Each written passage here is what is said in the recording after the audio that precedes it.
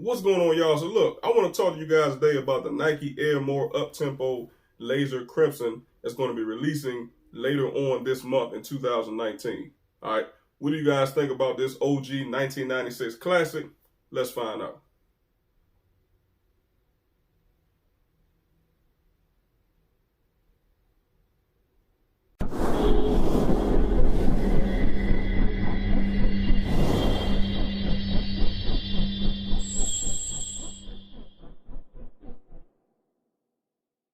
What is going on, everybody, and welcome back once again to the DC show. It's your boy T McNeil. So yes, we're going to talk about the Nike Air More Uptempo Laser Crimson. All right, that is the official colorway, guys, for this particular shoe, and the official release date will be December the 19th.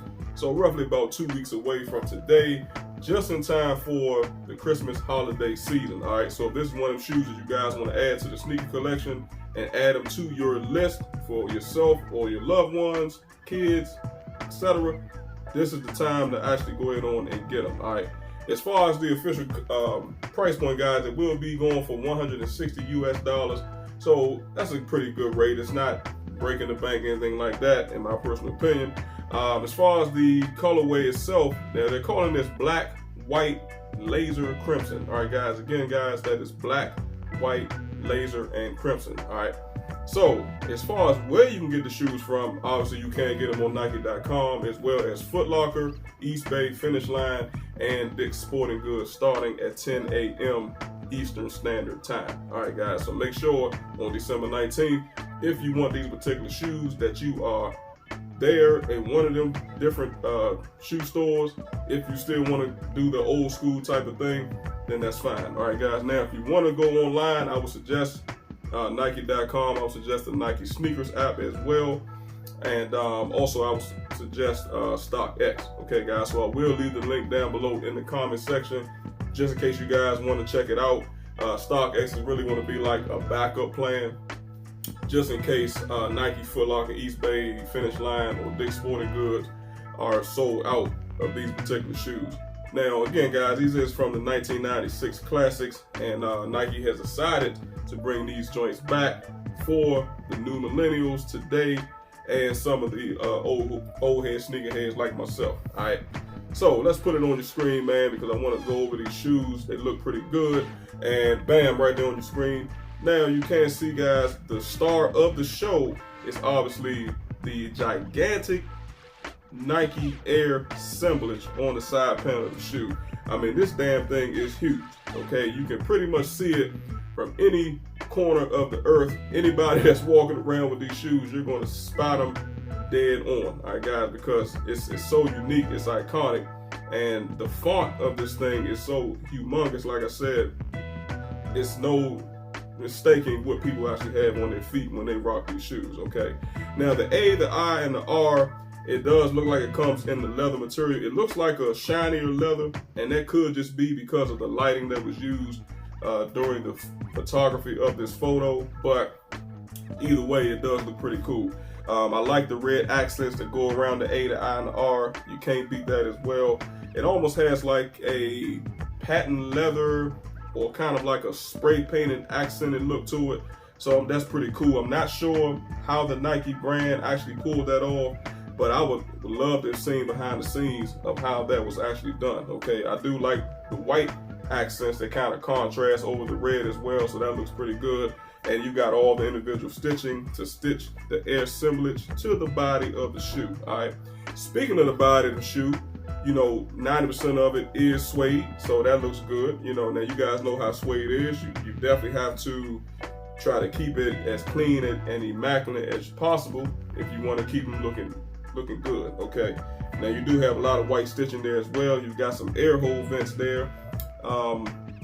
As far as the tongue, guys, the tongue also comes in suede, but you do have a leather panel on there as well from what I can see. You do have some cordage as well, which I will go over in the next image. And on top of that, you've got the Nike Air assemblage that was obviously stitched into the body of the shoe. And that same Nike assemblage does carry on to the front where the toe box area is as well. All right. As far as the midsole of the shoe, you know, you do have a contrast and it broken up into the black and the red. And you do have 1, 2, 3, 4 little side panels there with the Nike Air badge actually breaking it off on that very final image, all right? Or the very last panel, I meant to say, all right? Now, guys, let's flip it around. Let's go onto the top image of the shoe, and bam, right there on your screen, you do have a blacked out interior. You got that soft cloth material as well on the inner portion of the shoe. That looks good. And you got the old school Nike Air branding coming in white, so that looks pretty good. Now, if we go on down the image, guys, again, you can see the tongue coming in both leather and suede. And again, you have that Nike Air symbol, again, that is stitched into the body of the tongue itself. Now, you do have that cordage, guys. It looks very durable. It looks very strong, almost like an elastic. So it is going to stretch. I can't really determine or say how tight or how loose the strapping system is on this particular shoe. But at the end of the day, I think it will work. The Nike brand is not going to make it too tight. They want to make it as comfortable as possible. So at the end of the day, you really shouldn't have to worry about that. You do have the netted mesh tongue as well. And on top of that, like I said, guys, you can see the Nike Air assemblage on the toe box area, and you do have that coming in suede as well. All right, so as far as the creasing and things like that, I don't see it happening too much with these particular shoes, simply because of how the toe box is set up. But it is quite possible that it can happen. And then on top of that, you can see once again, both sides of each shoe, guys, you got that white, red, and that black accented Air symbol. So you can't beat that as well. All right, now guys, let's flip it around once again to the rear of the shoe. Now this time, guys, you got on your screen, and what I do like about the rear of the shoe is the fact of the cordage that they use for the ankle loop. It looks like the exact same cordage that goes on the front of the shoe as well, where the tongue is. So that was actually pretty cool. The cordage, I'm not sure the durability of it. It does look like it is weaved and stitched together. So I'm not saying that it's going to break in that aspect, but I'm just saying because of how it's attached to the body of the shoe, I'm not sure how durable that is. Okay, now if you got kids, you got dogs, things like that, I would highly recommend to put these shoes up into a cubby or put them in some type of a case, so you don't have to worry about the shoes getting damaged or anything like that. But that cordage system, most people are going to pick the shoes up the right way and grab the body of the shoe. I would not suggest grabbing it from that cordage because it could pull it out from the body of the shoe, and now you have a damaged product. Okay, so other than that, I like the big Nike Air bubble on the back. Okay, you got more suede, and you can see where the individual stitching is, guys. You do have some more of that red accented. Again, it kind of looks like it's been spray painted onto the body.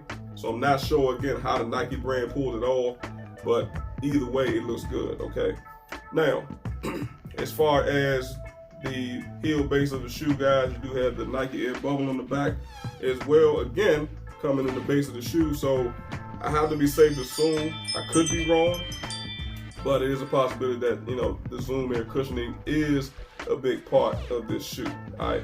Now, the final image of the shoe, guys, I'm going to talk about the outsole real quick, or the very bottom of the shoe. It is all red. Now, what I would probably like to see is maybe it could have been broken up just a little bit. Make those two Nike Air symbols maybe black, or make them white, okay, just to break it up. I understand it's just the bottom of the shoe.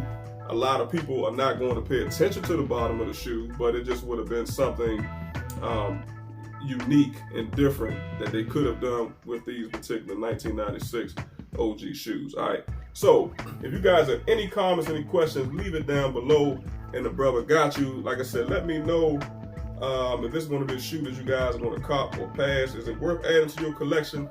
For me, I'm a little bit on the fence about it. I do like the shoes, don't get me wrong. I like the overall style of the shoes, but I think the deal breaker for me is the big Nike Air symbol. Okay, I know it's bold. Okay, I know it looks great. Okay, I know it's a status symbol. I mean, it speaks. Okay, I understand that, but it's definitely an attention grabber. And for me, I'm just not sure exactly how much attention I really want drawn to me with this particular shoe. Okay, I mean, it's very similar to the 1996 versions. I mean, there is some subtle changes, but overall, I mean, iconically, it looks good. Okay, I like the colorway. Obviously, I like the overall style of the shoe, but again, just the font size that the Nike brand decided to use for the Air symbol is just a bit much for me, okay, as far as the size. But what do you guys think? All right, so you guys let me know that, and I'll make sure I get back to you. All right, also make sure, guys, that you drop a like and share the content with all your family and friends. And before you decide to click that X button and you exit out of the channel on your way out the door, make sure that you hit that subscribe button as well. That would be great. All right, so I appreciate you guys watching and listening and tuning in. Until the next time, y'all have a good one.